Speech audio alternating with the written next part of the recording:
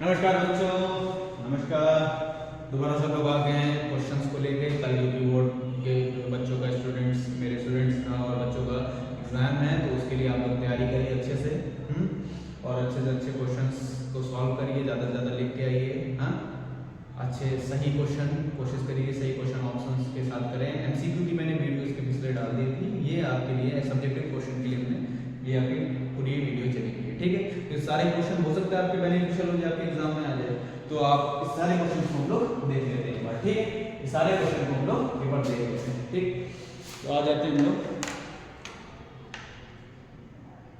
सारे क्वेश्चंस को देख लेते हैं। हम थोड़ा इसमें लैपटॉप में भी अपलोड कर दें।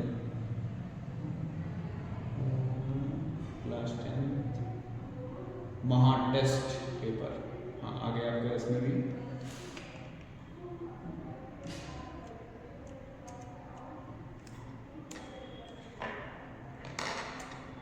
हाँ, साथ आपके सामने क्वेश्चंस आ गए हैं।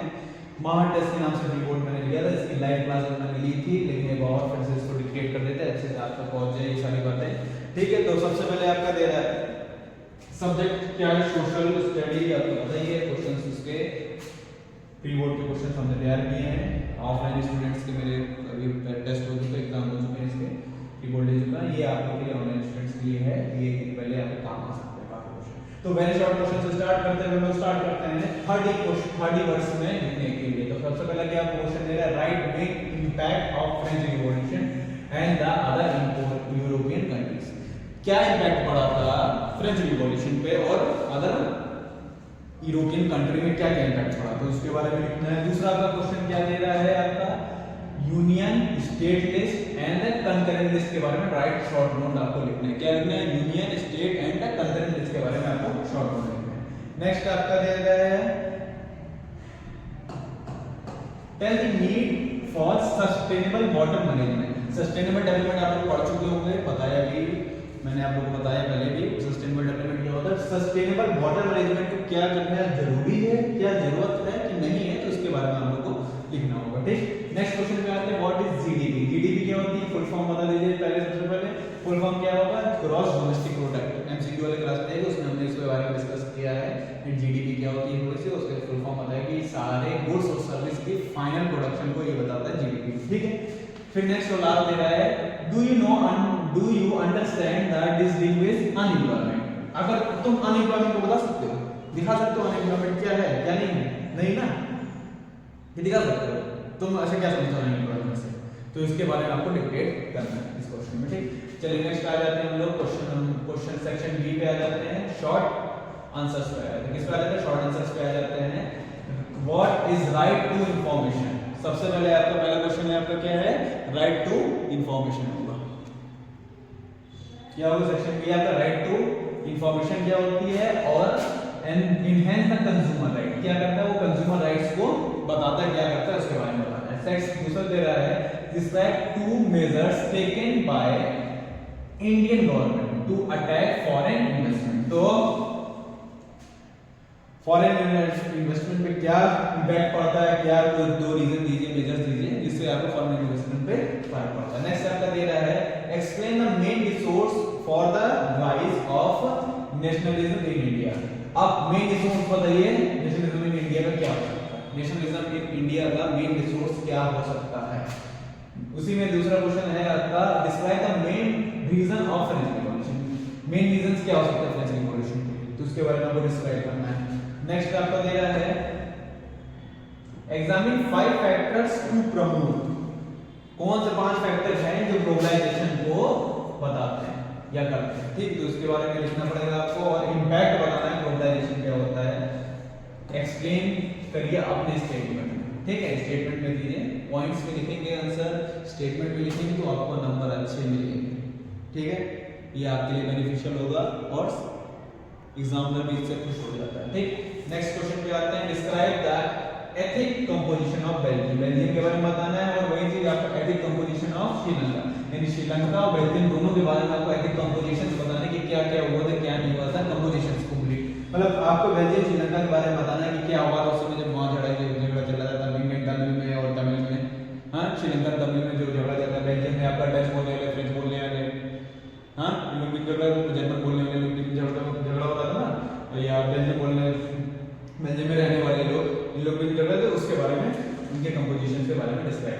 नेक्स्ट दे रहा है describe 5 characteristic of WTO। WTO पहले बता चुके हैं, WTO क्या है, वर्ल्ड ट्रेड ऑर्गेनाइजेशन के बारे में आपको 5 कैरेक्टरिस्टिक्स बताने हैं इसमें, ठीक।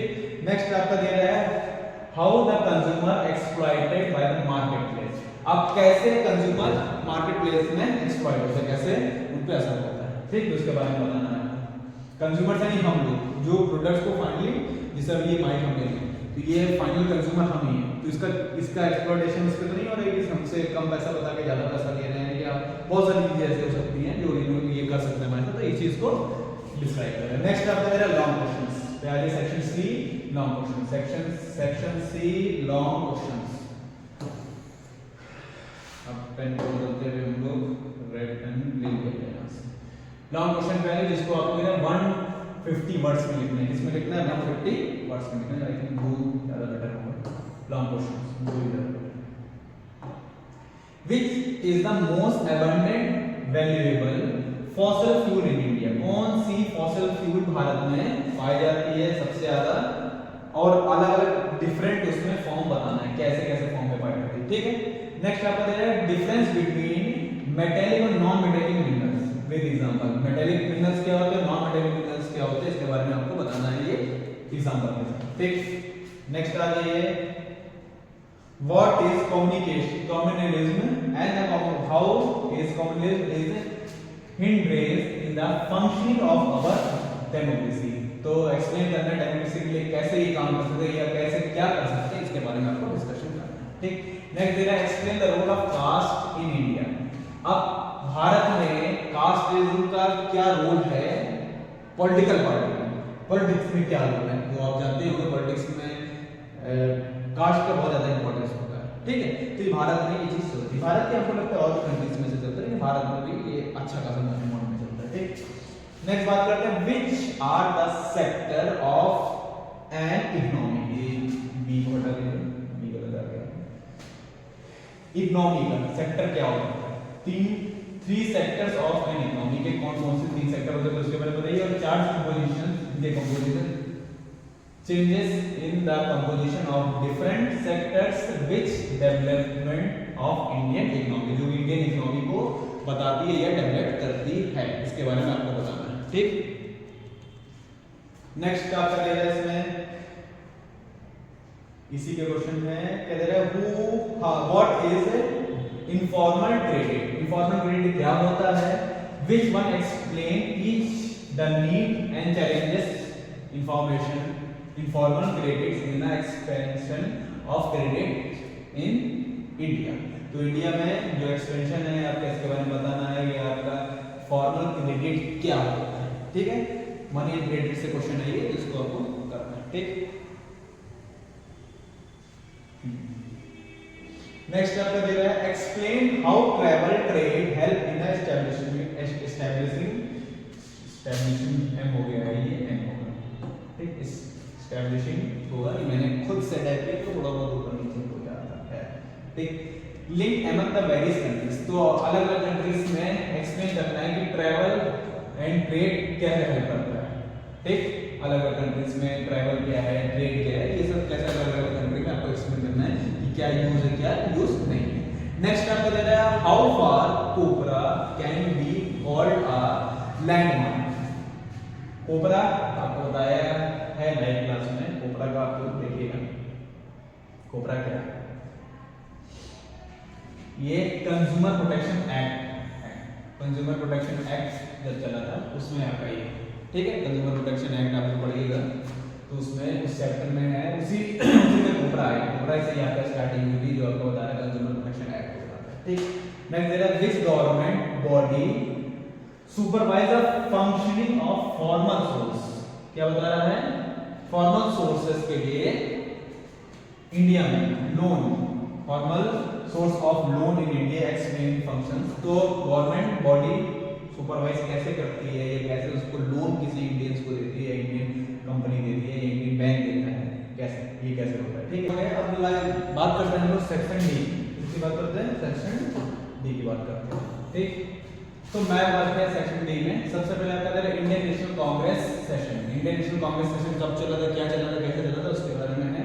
तो आपको मैप में इसको दिखाना है कहाँ का था, कलकत्ता यानी आज के समय में कोलकाता, ठीक है, कोलकाता 1920 में, ठीक।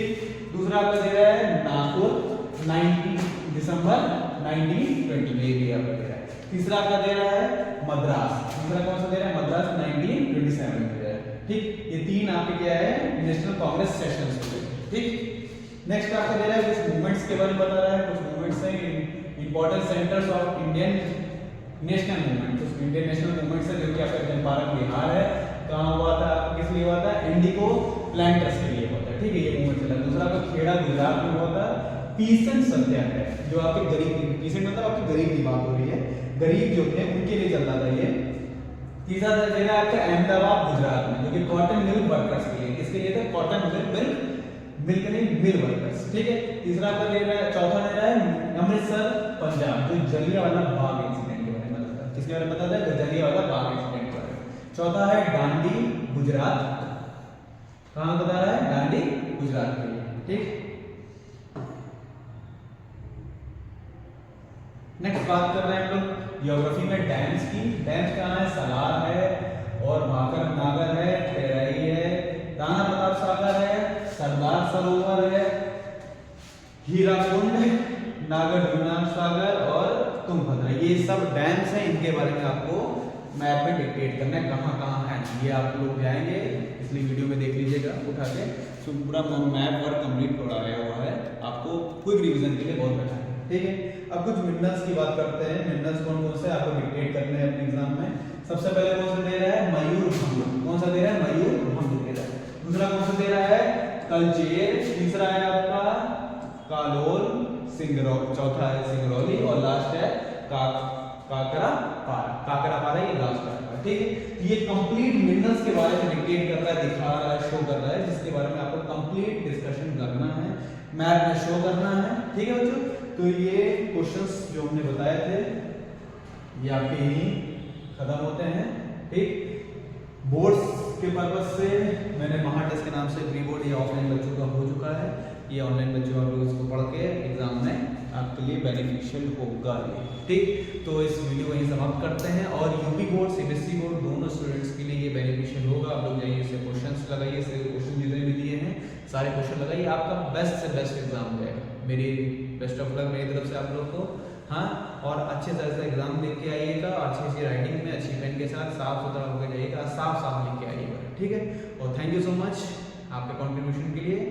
जय हिंद, जय भारत, जय महाराज, थैंक यू।